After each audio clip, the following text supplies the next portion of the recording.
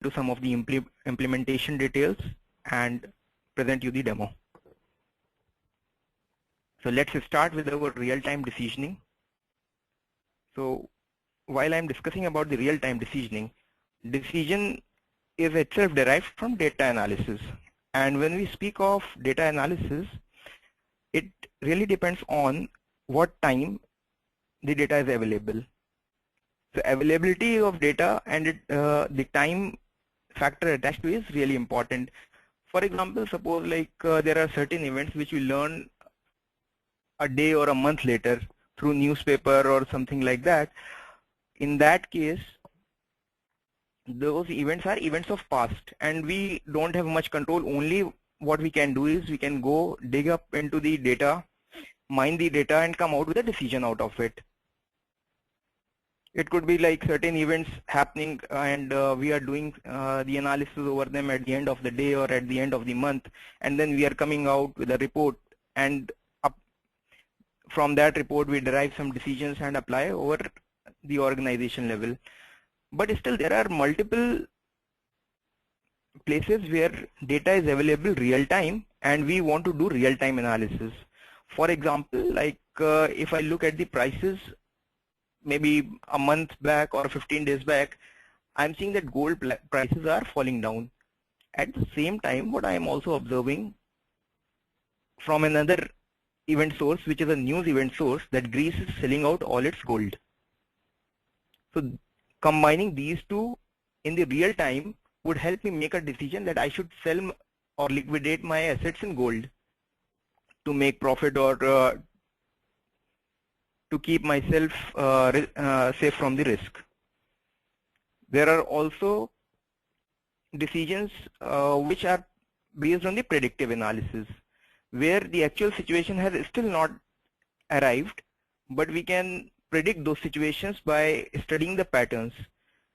For example, like if I look at a chart where I am plotting the memory usage of a system, and if I see that there is a thread that is stuck for a long time and the memory is crossing more than a threshold value, I would immediately alert.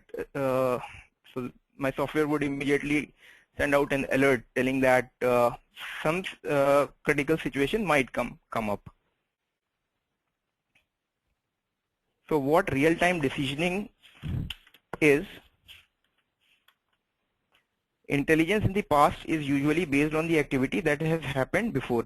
The data that is stored in a data warehouse is analyzed and reacted. As the business realms are changing, decisions are needed to be done in real time. So for example, end of the day exposure of a counterparty A is reporting item in the past that is changing to a risk control as a limit day exposure to a counterparty by a certain amount. So real-time decisioning involves detecting meaningful events in real time.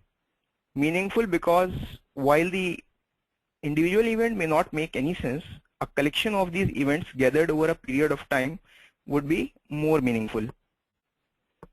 Then those meaningful events should be inferred into threats or opportunities for business. Once inferred, a further course of action should be decided. These actions, for example, could be control measure if it turns out to be a threat, or a buy-sell decision if it turns out to be an opportunity. It is important to define real time over here. In any given intelligence measure, there could be three kinds of latencies. One is the storing data, the other one is to analyze, and the third could be to take action based on the inferences. So real-time business intelligence technologies are designed to reduce all the three latencies as close as possible to zero, whereas traditional business intelligence only seeks to reduce latencies and does not address analysis latencies and the action latencies, since both are governed by a manual process. So of late we might have seen all these headlines in newspaper like rogue trader admits $1 billion Apple fraud. Then there could be smart order routing. All these things we keep on seeing in the newspaper. These are some of the situations where real-time decisioning would have helped the enterprises. With systems in place that can detect these opportunities or threats, enterprise could respond to such situations much faster.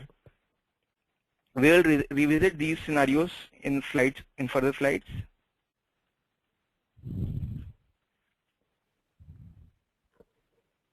Let's move to the next slide. Relevant architectures and technologies. So event-driven business process management is fairly a recent term and has an enhanced version of the traditional business process management. The workflows here either influence or get influenced by events happening within the enterprise. Business activity monitoring exists to monitor business activities. As the name suggests, key performance indicators of the individual systems are calculated on the fly using event-driven architecture to aid quick decision-making if the problem occurs. Business intelligence has been traditionally on the data warehouses, but some emphasis is being put on near real-time business intelligence. Real-time event-driven business intelligence is a new trend identified by Forrester, and vendors like Oracle TIBCO are adopting to it. Complex event processing is used for event processing with event-driven architecture. Unlike a simple event processing or an event stream processing mechanism, CEP allows to infer complex events using event correlation technique and pattern matching technique. CEP augments business activity monitoring. The inferences from the source events are treated as business events and are sent to further action to the dashboard. In business process management, CEP is used as an enrichment system, reporting the business events as and when they happen. Threats and opportunities are reported to further workflows. Also, like in service-oriented architecture, CEP systems can be used to determine the business trigger to launch further services in the processing pipeline.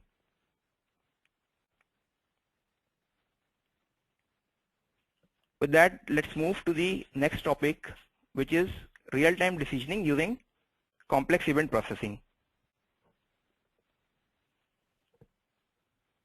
So let's introduce to some of the concepts